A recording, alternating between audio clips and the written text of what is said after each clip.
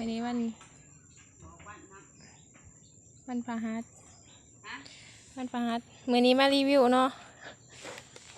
มารีวิวพี่น้องเขาเพิ่งมาแต่หาเห็ดใหม่มา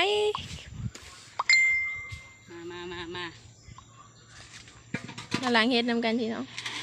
สบายดีพี่น้องกันทีใดสบายดีสองเล่าปลาเสียบปลาทั่วเฮาที่ข้ามาหลังเห็ดเก็บมาจดๆใหม่ๆหอมๆแกงต้นสวยๆเห็ดเฮาเห็ดรองงูบ้านเฮาพี่น้องเฮ้ย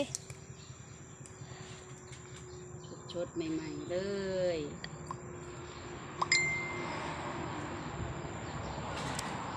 เห็ดรวมมิตรลูกสาวหลาติมาคอนไซสิติฝากติดตามกดไลค์กดแชร์ในเด้อนี่เห็ดไข่พี่น้องเลยเห็ดไข่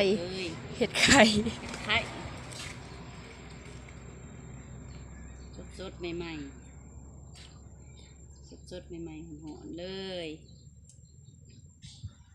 ล้างแล้วซื้อมาปิ้งตำป่นแกงกับบ่อยากปานใดพี่น้องแกงมันบ่ค่อยสิแซ่บมันตำป่นแซ่บใส่กบหน่อยเฮาอันนี้บ้านเพิ่นว่าป้ามันบ้านมันจังได้กินหลาย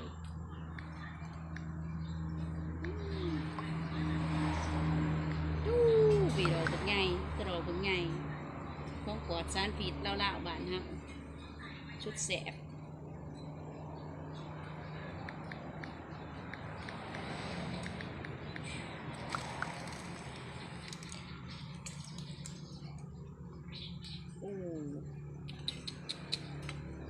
ดูหน้าผมในเด้อจ้ายั่วๆค่ะ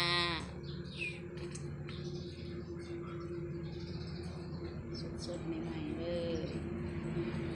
เป็นหมกม่วงแต่ว่าปิดมาจากต้น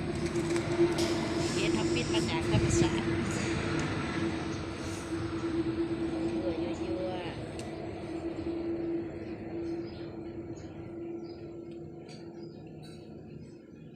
คอนซ้ายสิติผักเก็บมาเป็นป่าหาเองต่างเองกินเองเสียบเองพี่น้องเก็บเห็ดได้หอมมาจะเก่งอะไรมุมเนี่ยชัดมุมน้ำมันอยากเบลอ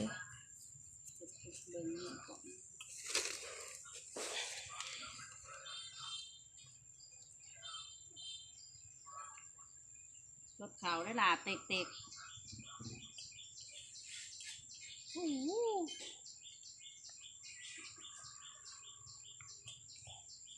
ของเสร็จอีสานค่ะ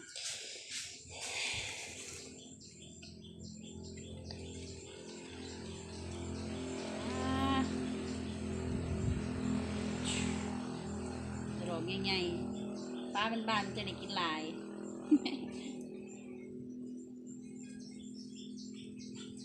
ไข่เฮ็ดละงูเรืองพี่น้องไข่มันสมบูรณ์มันก็เลยไข่ใหญ่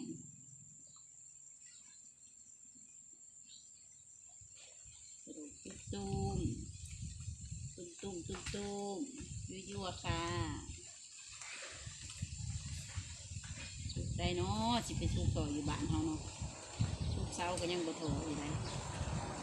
การบ้านเฮาล่ะสุกไงแต่เท่าบ้านเราดอกปิ่งตำปนแซ่บพี่น้องเลยใครให้เรางกผักกระพัดปวดสารผิดเต็มส่วนเศรษฐกิจพอเพียงมาล้างพี่น้องมาล้างมานี่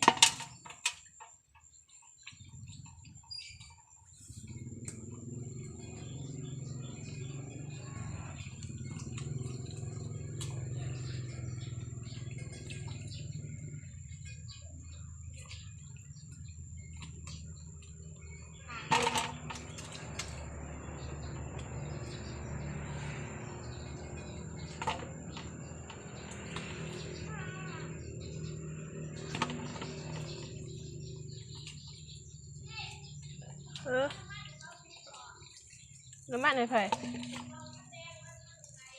มันก็เปลี่ยนให้แล้วตี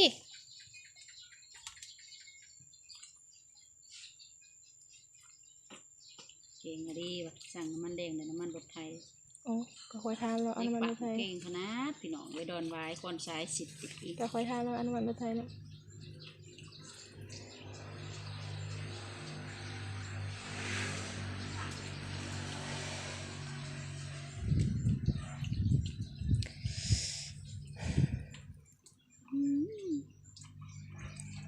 มีอยู่อะค่ะ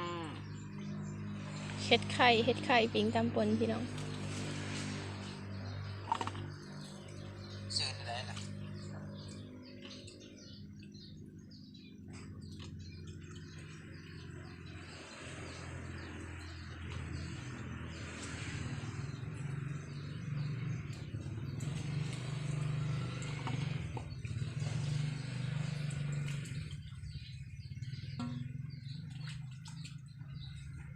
ล่างพี่น้องล่าง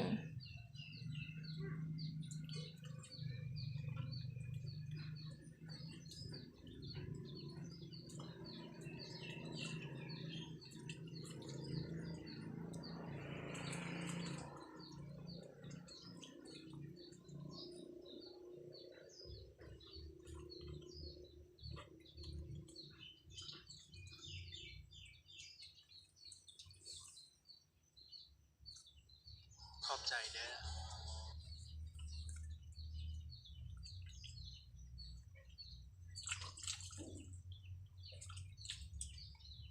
จักไงบ่ใหญ่ ช่องดอกอิ่ม ตุ่ม